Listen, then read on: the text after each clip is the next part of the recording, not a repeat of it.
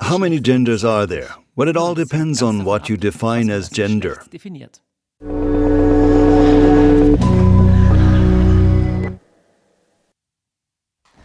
First of all, gender is a biological category. Species procreate. If they didn't, there'd soon be no more life on Earth. There are species that procreate without sex, for example, yeast or some fungi. But all the complex life forms and humans reproduce sexually, and that has many advantages. Because the genes of two individuals are combined in a new way as a small and large nuclear cell meet. We also call these gametes. Actually, one of those gametes, the one we call egg cell, is 85,000 times bigger than the little one which is called a sperm. And both have a single set of chromosomes. Each comes from an organism. A single set of chromosomes, also called haploid, isn't an independent life form yet. That only happens when these two cells fuse. A new diploid set of chromosome emerges, which we also have in our body. So you and I, we have about 37 trillion cells, each with the same DNA, that each have a set of chromosomes, so each with 23 chromosomes from the father and the mother. And we also have individual DNA, which is unique to only us. With the smaller cells, so sperm cells, there's a 23rd chromosome that can either be an X or a Y chromosome. And when it's a Y chromosome, a new DNA forms that has an XY combination. And on the Y chromosome, there's an area that has a lot of power. It's the SRY area. And it triggers over the course of the organism's development several hormonal processes which make the sexual organs grow that can produce sperm, in that case, testicles. Organe entstehen, die auch Spermien produzieren können, eben in dem Fall Hoden. And that's not all. A whole set of other hormones are released to make this organism have a specific male development. And if the Y chromosome is missing, it's respectively the female development. Entsprechend die weibliche Ausprägung.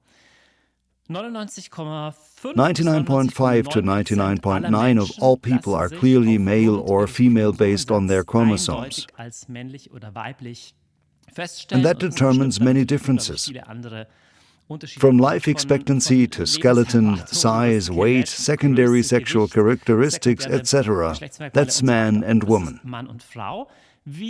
But like everywhere in biology, we are talking about norms, and there are enough norm deviations. In fact, each of us is a little norm deviation, because none of our bodies is 100% by the anatomical book.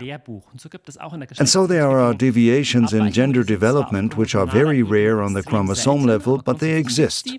For example, there's the Klinefelter syndrome or the La Chapelle syndrome. So where the genes aren't fully clear and there's, for example, an XXY combination, or where something develops differently with the hormones. And then either a combination of both genders develops, or neither of them fully. Or something looks different on a chromosome level than the phenotype level. Important, we call this intersexuality. There are several syndromes which are rare but exist, but that doesn't define yet a third gender. Because for a third gender you would need completely new kind of organs or ability to reproduce. Often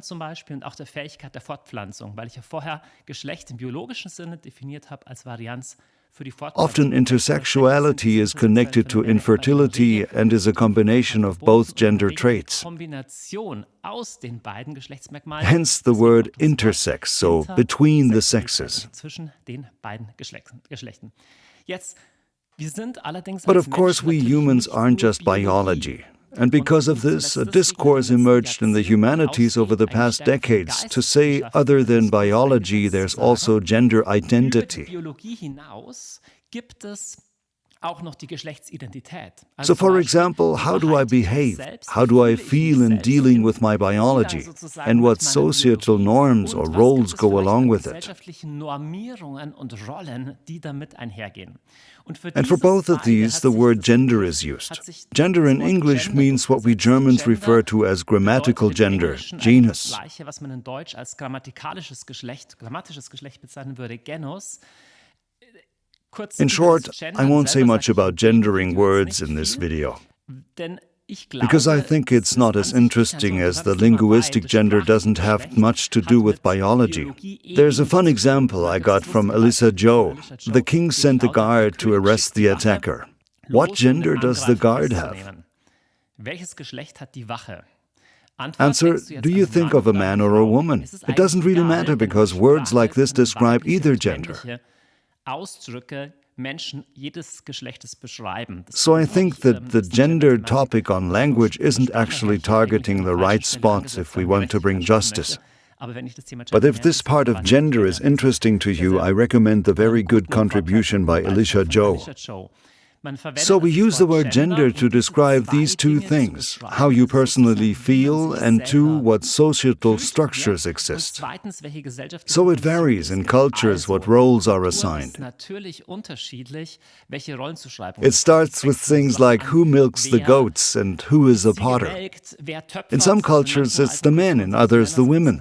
But there's also this idea in cultures that there is an in-between area between genders. It partly has to do with religion or cults. Gender studies can look into this. And if one would say, okay, so gender means there are people who relate differently to their physical sex, and we create a society that's inclusive, permeable, free of animosity, no matter what position you take. One. Menschen gegenüber, egal wie sie sich da positionieren, erstens. Und zweitens, and two, we also study where gender, meaning the social norms, influence our view of biology. Then all is great. I'm all with you on that. I'm all for it. Da bin ich komplett dabei, da bin ich komplett dafür. And then there's an evolution of that which gets philosophically interesting and I want to comment on. Namely, there came mostly from the literature scholar named Judith Butler a sharper theory about the connection of sex and gender in biology. Her famous book is called Gender Trouble. And firstly, Judith Butler assumes that there are differences between people, including differences in their bodies. But these physical differences should not define who we are. And she sees norm and role expectations very critically and wants to break with those. And she comes to the conclusion that gender has nothing to do with the biological sex. So listen to the original Judith Butler. She writes in her book Gender Trouble in the German edition on page 23, but if we think the culturally conditioned state of gender identity, so how I identify myself, as radically independent from the anatomical sex, the gender identity itself becomes a free-floating artifact. The labels man and male can then just as well refer to a male or female body and vice versa in the category women and female. So what she's saying is the sense for your own identity and societal context don't have anything to do with biology. It's like a free-floating artifact. I, for example, met a young man recently and we talked. I was at a seminar where it was about doing stuff with men and women. It had to do with physical labor. I said, when you're walking with a man, then it's this and that way. And he said, yeah, true, like with male red people, it's sometimes that way. So he was also from this train of thought.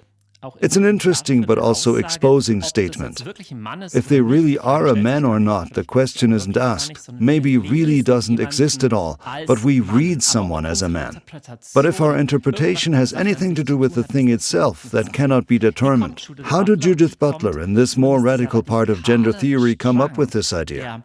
Gender-Theorie und der Gender Studies zu dieser Annahme. Judith Butler does it by connecting two philosophical ideas. The first is the development of speech act theory with language philosophy of the 20th century. It mainly originates with Austin. Austin says language can not only describe what's there, but also create new realities. How? Well, if I say there is a cat on the floor, I'm describing something. But if I say, I hereby promise you this, or I ask your forgiveness, or I pronounce you a doctor, the speech creates something new. And Judith Butler goes further and says, language is always filled with performance. So an action that changes the world. She also says, as new movements form, such as the trans movement, we demand the same values and rights, and new reality forms. So the performance theory of language and action means we can create new realities.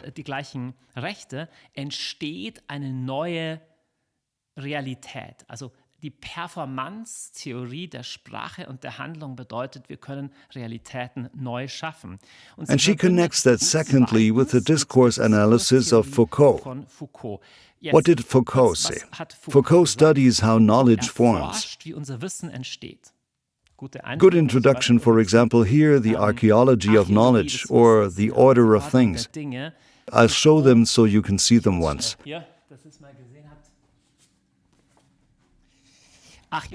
The archaeology of knowledge. He acts like a historian and says, where do we get the idea to see things the way we see them today? And is it really only driven by the search for truth or by other interests? He says, for example, when was it actually decided who is mentally ill and must be punished, or who might be demon-possessed? And he doesn't ask who is really mentally ill or who is really guilty, or was it right or wrong that people get punished in jail or so. He only says who is in charge. And so whose power interests are behind it? Foucault also studied a lot about sexuality and wrote about it. And he also says in the way we define sexuality, behind how we define the sexes or define sexual practices as allowed or forbidden, stand cold interests of power. And Judith Butler connects these two streams of speech act theory and discourse analysis for Michel Foucault and says, we actually need a civil rights movement parallel to that. Like African Americans got their rights recognized as the rest, we today need a movement of liberation.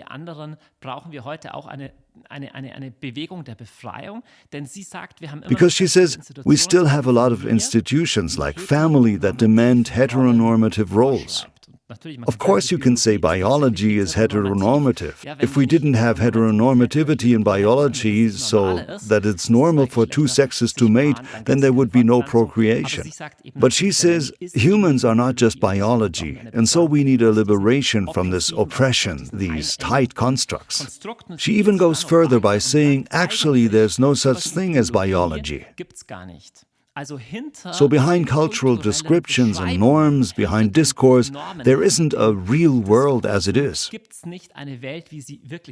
You could say, in the end, everything is a construct or feeling, and there isn't a biology. We're always already culture and have no access to things as they are, and this makes her a classic postmodern thinker. If you're interested in the way of thinking of postmodernism and their philosophical groundwork, I recommend this little German book, Postmodernism and Deconstruction. It contains key texts, including from Foucault, that show the ambition of postmodernism that reality isn't just given.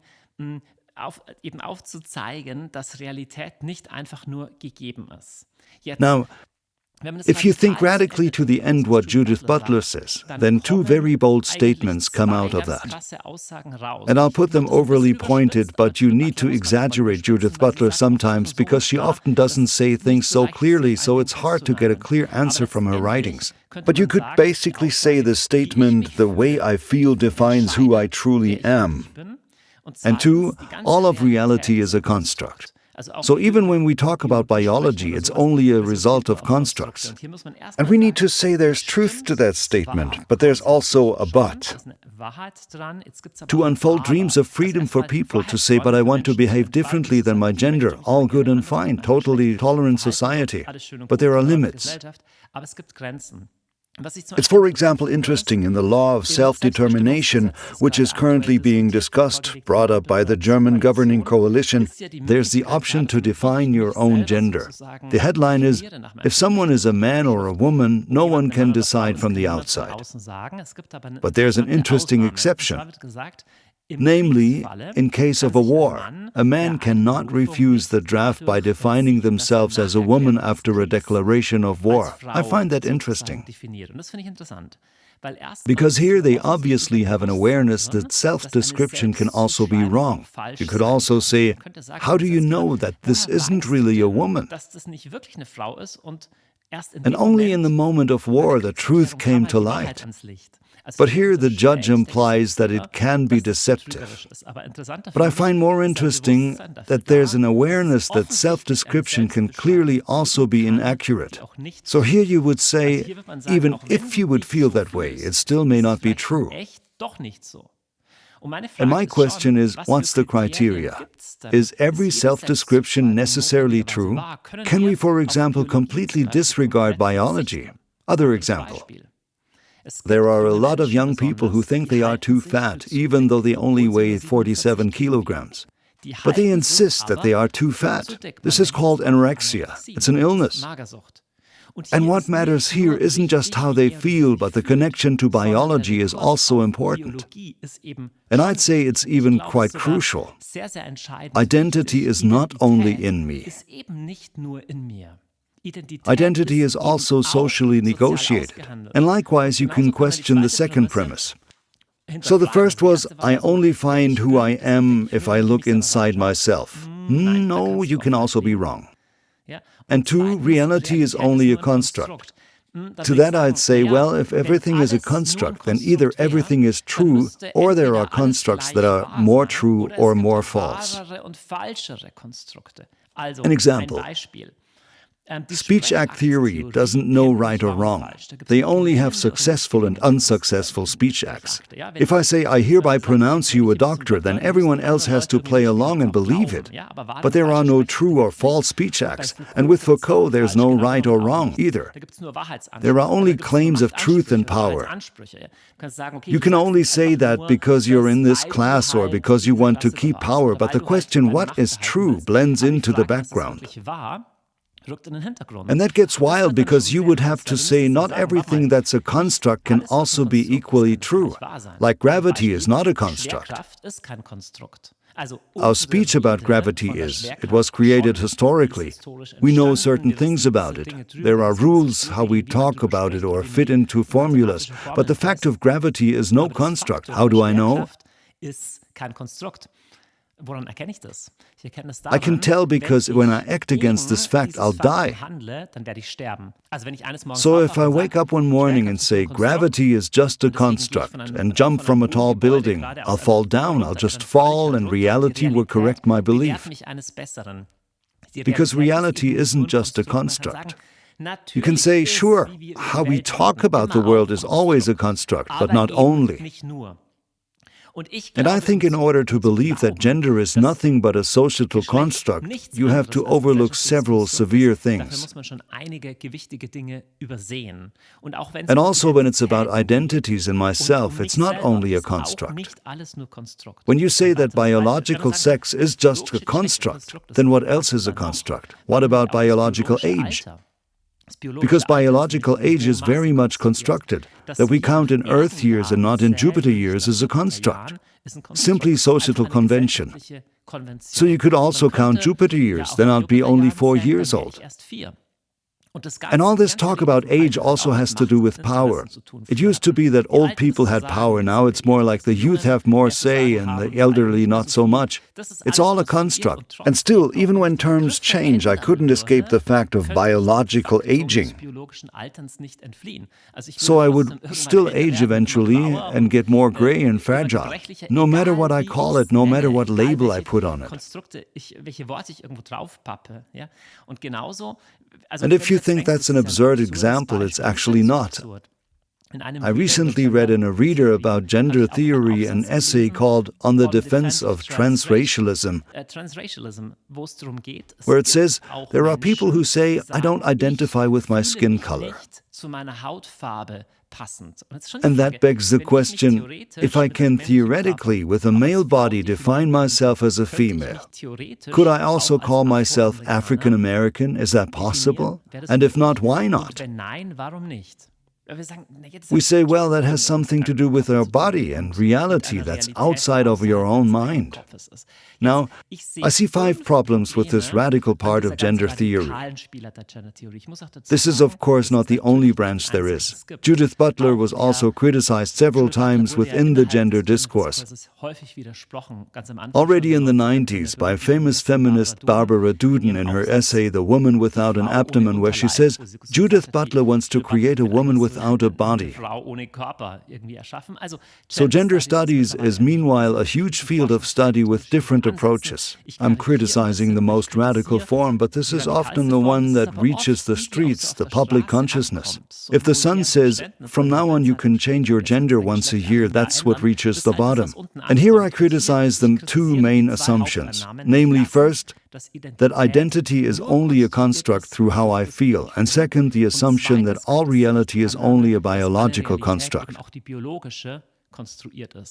I think both go too far, for 5 reasons. First of all, it's about the emptying of terms. So if I take Judith Butler literally and say, okay, male can also be in a female body, then I'd say you basically emptied the terms male and female of meaning. You can do that, but then you need a new term for it. What then should we call the body with an XX chromosome and a uterus, and which can bear children?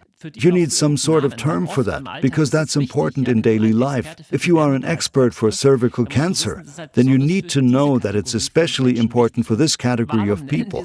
And why should we then not just call them women? So this emptying of terms also exists in other areas. I mentioned earlier the example of people of color. If everyone can define themselves, for example, as an African American, no matter what their skin color is, then you basically made the term African American meaningless. And actually, the civil rights movement emerged to make the perspective of African Americans visible. Likewise, feminists emerged to make the perspective of women visible. If we say that everyone can be a woman, then we actually achieve the opposite. There are women's parking spaces for one reason, that women have a special claim to that. But if now everyone can use women's parking spaces, you get a bizarre situation like, would the women's quota in companies also be fulfilled if half of the men identify as women? Of course, that's a joke, I'm exaggerating. But it shows what happens when we empty these terms. This also happens in many other areas. Family is where people take responsibility for each other. Okay, fine. And how do you call it then, when 2 people have sex and have kids? What word do we have for that? Or do you not become a father by being the biological ancestor of a child? Okay, what do you call those who contributed the Y chromosome in intercourse? We need new words for that then.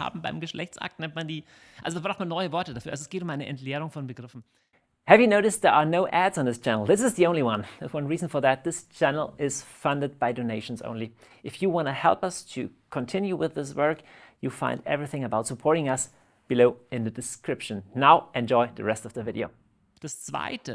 The second problem with this theory of complete disconnect between biological reality and feeling and construct in gender theory is it becomes irrefutable. So you can say, in order to answer my question from the beginning, how many genders are there? 60, 100, 500, any amount? But the term itself, what gender is supposed to mean, becomes nebulous, because you can no longer measure it against anything.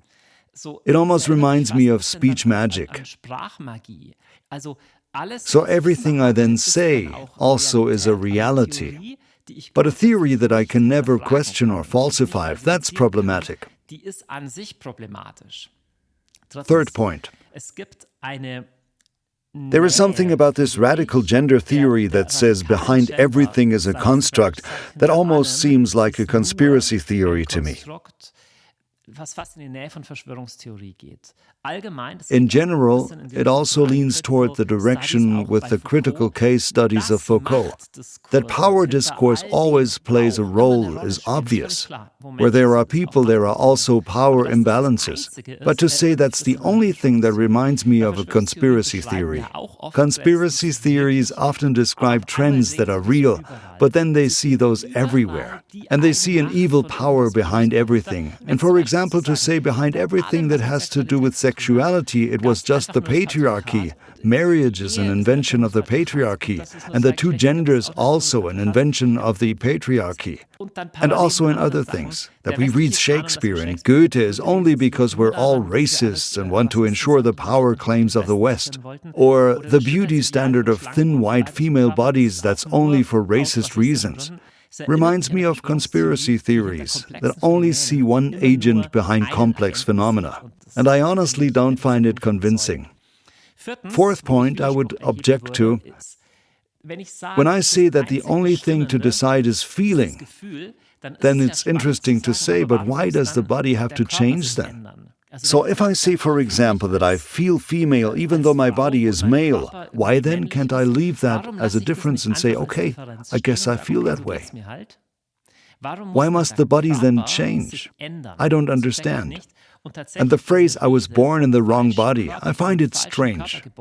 Didn't the sexual liberation and feminism movements emerge with the claim that there is no wrong body and sexuality isn't evil?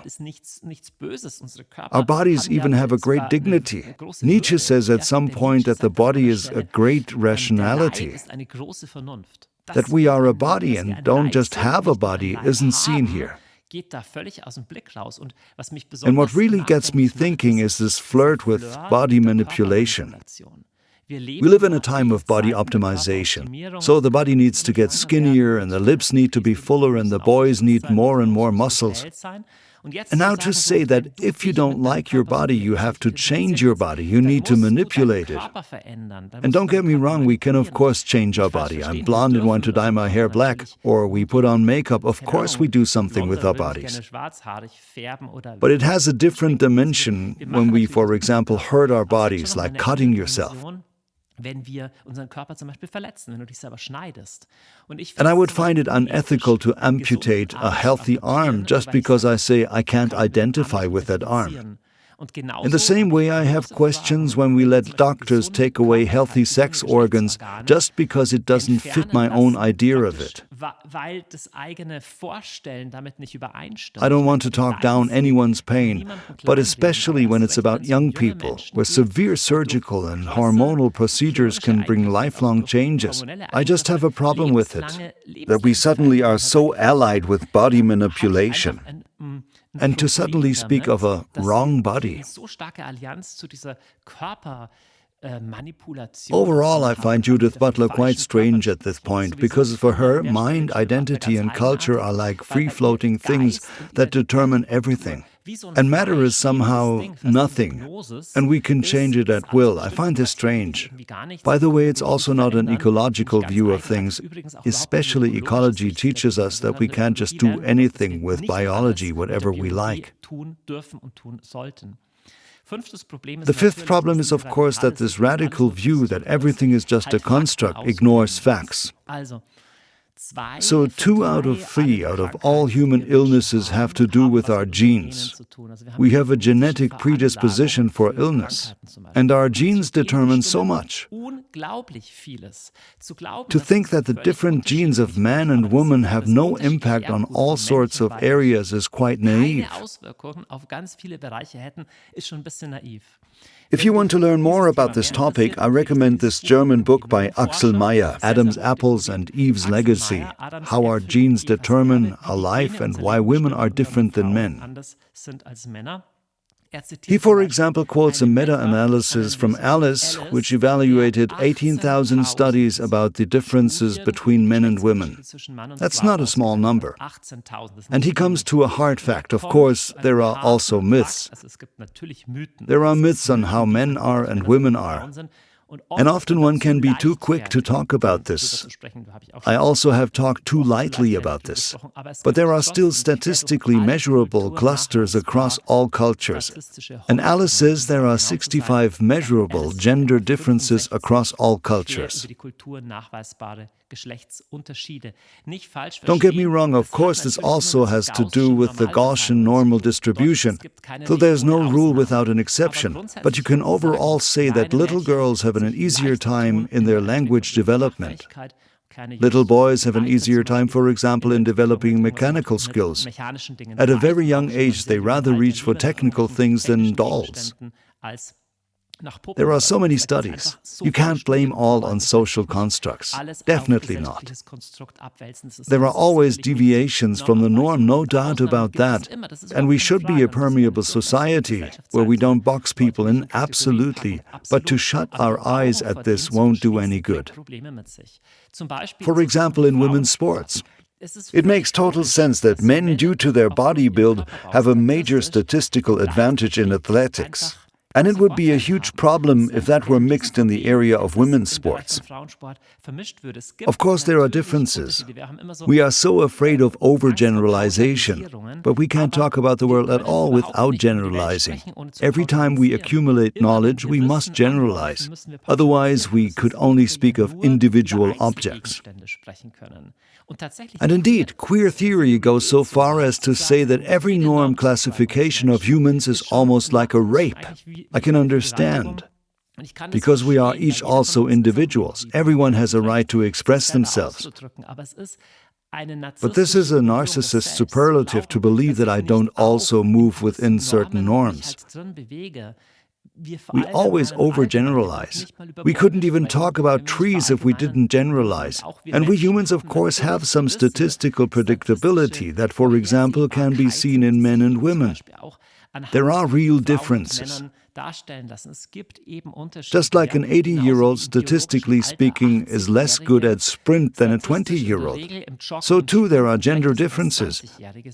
Men, for example, have a statistically lower life expectancy than women, and that's probably not just a construct. Okay, now that I brought 5 critical points, what are the 5 positive points we can learn from gender theory and we can take from it? Firstly, there are ambivalences. Not everyone always feels 100% in line with some gender role. We can also question that. Or with their own body. And to recognize that and accept that there are people who suffer with this. Or also that there is intersexuality. To recognize that and create a society that is open for this and tolerant, it's an important concern, number 1. Number 2, standing up for inhumane treatment of groups, transphobic hatred, etc. is important. Gender studies also study, for example, the vulnerabilities of specific groups. That is, which groups are especially likely to become victims of violence, and to look at that, create frameworks so a person like that has someone to talk to. That's important. So when it's about societal participation of marginalized groups, by the way of all of them, this concerns gender, but also many others. That's an important concern, and luckily we in the West are relatively far along in that regard. But the fact that there are still societies today where people are extremely marginalized due to their sexuality, identity, or lifestyle and persecuted, that remains an important concern. Number 3, there is no wrong body. I refute that statement. On the contrary, we need to learn to lift physicality in all its differences and brokenness to a new dignity. I think that is important. And where gender studies help to take our minds in bodily form seriously, because that's what we are, a mind in bodily form, and have words to speak about it, that's good. Number 4. The search for identity and acceptance is fully human. It's not always done with a person sees in the biology books, okay, I have testicles. But in the end, the search for identity is a search for acceptance. And human maturity, I believe, consists of looking for acceptance, not mainly in outward things, but on the inside. It would mean to accompany people on a journey where they can accept themselves as they are, including their body. That's not an easy path. And a spiritual answer might be to even accept yourself as a creation of God. If God created me, maybe also struggle to say, God, why did you make me this way?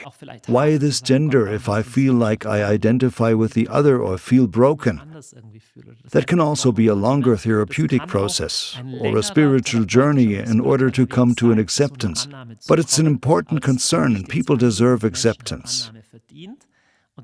And the deepest acceptance, I believe, is found in God and in self-acceptance. But we, of course, also need others around us to accept us. Number 5, this is a yeah, but. I believe, and we see this clearly in the original text of postmodern thinkers, that postmodern philosophy senses something. Because there is a real tendency, even in science, to level out the differences. And postmodern theory, especially with Derrida, keeps the differences open and says it can be different. The individual remains a mystery. And I believe that we can also think of gender that way, that it's something mysterious that remains inaccessible for others. Actually, a phrase like, I feel like a woman is a paradox, because I cannot feel like anyone else. I can't feel what my kids are feeling or my wife are feeling, or my neighbor, because I'm not them. That's a completely different person. But I can't identify as a woman either because I don't have a female body. I never experienced a cycle. I never experienced a pregnancy. I don't know how it feels to have a female body and vice versa. And that's something mysterious and beautiful at the same time. And I think postmodern philosophy tries to entice towards tolerance and love by breaking up strict patterns. But it does that with a philosophy that I think goes way too far, which has a way too heavy hypothesis by saying there is no reality or truth outside of constructs, because you end up in many self-contradictions. I believe in the end it's about a hard virtue that can't be forced by laws. I believe when you change language, introduce language rules, that can be justified in some area or help, but not really. Because with such legal actions, there are always also people who say, no, for sure not, leave me alone. It also triggers rejection, and this hard attitude to accept a person as they are. When someone comes, I recently met someone who clearly had a beard but also had breasts, but their body looked more masculine, and then high heels. And we had a good conversation. See, to approach a person in a heartfelt manner and say, hey, what's your story, without labeling anyone or judging right away, that would be a true heart attitude that would advance our society. I want to close with a short section from the Hebrew Old Testament and the holy book of the Jews, Isaiah. It's fascinating, because that's a classic old society, not famous for sexual diversity or so. And here it talks about the temple. And it was taboo for eunuchs or castrated people to participate in temple worship. It uses a word here that couldn't only mean castrate or eunuch, but probably, I translate it this way, people who don't fit in normal categories.